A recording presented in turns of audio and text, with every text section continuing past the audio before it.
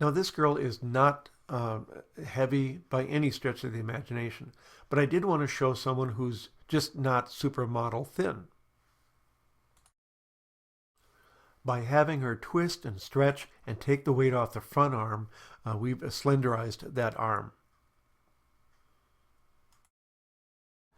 We started off by having her lean against that garden gate, but that pose isn't very attractive for her.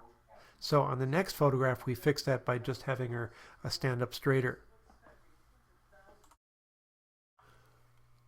A popular technique to hide unwanted bulk is to put dark against dark.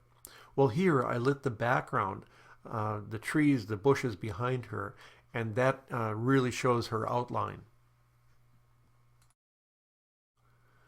By not lighting that background, that takes the attention away from the stomach area and keeps it up by her face. We've got the start of something nice here. I like the overall image, but by turning her square to the camera, we've shown the width of her body.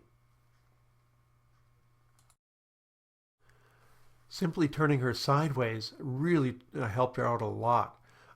Again, these are straight out of the camera images, so I'm really pleased with this. I really like this pose, but I'm seeing a few problems here, mostly due to the outfit because it's showing a lot of skin that I don't think is as flattering to her as she would like.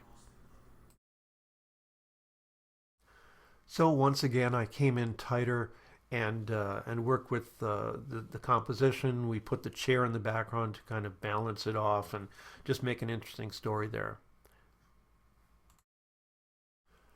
There's nothing really bad about this. It's just that it's uninteresting.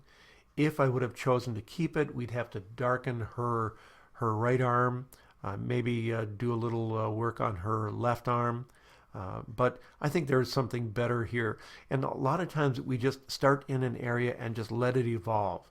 And so the next image is where we ended up. And we certainly ended up with a winner. In fact, this was one of my favorite images that I did that year. So there we go. I've shown some befores and afters of where we start and where we end. And I hope that you've gathered a clue as to how I work and how I evolve the pose. And sometimes it takes more work than other times, but we eventually get there.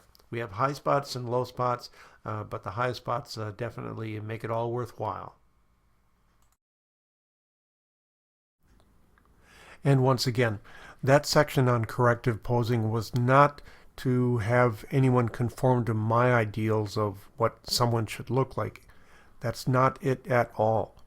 It was only about creating images that reflect what the clients think they look like and want to look like.